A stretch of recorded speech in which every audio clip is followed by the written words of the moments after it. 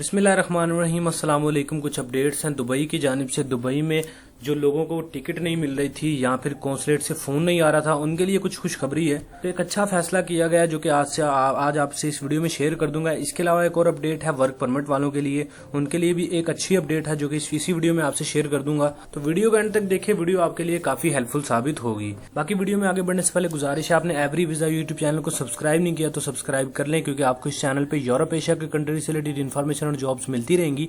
साथ में bell icon भी प्रेस कर लें ताकि नई आने वाली इन्फॉर्मेशन और जॉब आप मिस ना कर पाएं। सबसे पहले वो अफराद जिनको टिकट नहीं मिलती थी या फिर वो कह रहे थे यार कौंसलेट से रजिस्ट्रेशन काफी देर से करवाई है, कौंसलेट से फोन नहीं आ रहा, तो पहली अपडेट तो ये है कि पाकिस्तान गवर्नमेंट ने तमाम एयरपोर्ट तमाम फ्लाइट्स के लिए खोल दी हैं।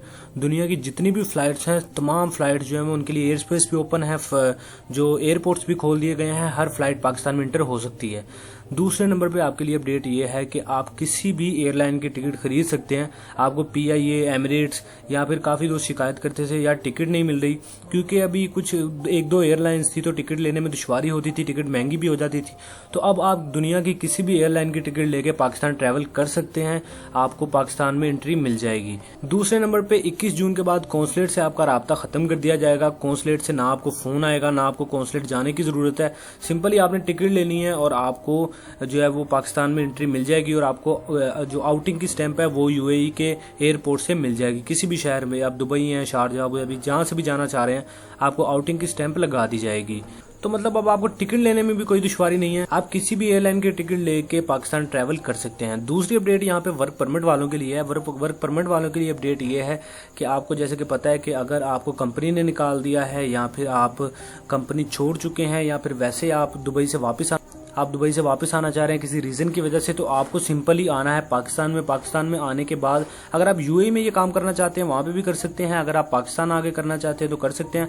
आपको सिंपली एक वेबसाइट पे अपने आप को रजिस्टर्ड करवाना है। जब वहां पे आप अपने आप को रजिस्टर्ड करवा लेंगे तो आपको जापान, यूरोप या फिर कनाडा, कहीं और कंट्री में जॉब जो हासिल करने का चांस मिल सकता है पाकिस्तानी गवर्नमेंट की जानिब से। जैसे कि कोई भी कंट्री है, जापान है, कनाडा या कोई भी कंट्री है, तो वो पाकिस्तान को डिमांड करता है वर्कर्स की कि यार 25,000 या 10,000 वर्कर्स हमें चाहिए। तो अगर आपने उस वेबसाइट पर रजिस्ट्रेशन करवाई होगी तो जो भी कंट्री डिमांड करेगा पाकिस्तान से, तो पाकिस्तान में जॉब जो प्रोवाइड करेगी गवर्नमेंट, दूसरे मुल्कों में पाकिस्तानी वर्कर्स को भेजेगी गवर्नमेंट, तो आपको तरजीह दी जाएगी। अगर आपने उस वेबसाइट पर रजिस्ट्रेशन करवाई हुई तो आपको वर्कर्स की जगह भेजा जाएगा, आपको बाहर के मुल्कों में भेजा जाएगा अगर कोई कंट्री पाकिस्तान से वर्कर्स की डिमांड करेगा। तो इसके लिए रजिस्ट्रेशन आपने कैसे करवानी है? रजिस्ट्रेशन करवाने के लिए सिंपली डिस्क्रिप्शन में जाएं, एक वीडियो मैंने तफसीली बनाई है कि आपने कैसे उसमें रजिस्टर्ड होना है, कैसे आपने अपने आप को रजिस्टर्ड करना है उस वेबसाइट पे, तमाम तर मैंने डिटेल से बनाई। तो लिहाजा डिस्क्रिप्शन में जाएं, वो वीडियो देख लें, आप इजीली वहां पे अपने आप को रजिस्टर्ड कर पाएंगे। इसके अलावा इसी वीडियो के एंड पे भी वो वीडियो आपको शो हो जाएगी, तो उस वीडियो को देख के आप अपने आप को रजिस्टर्ड लाजमी कर लें।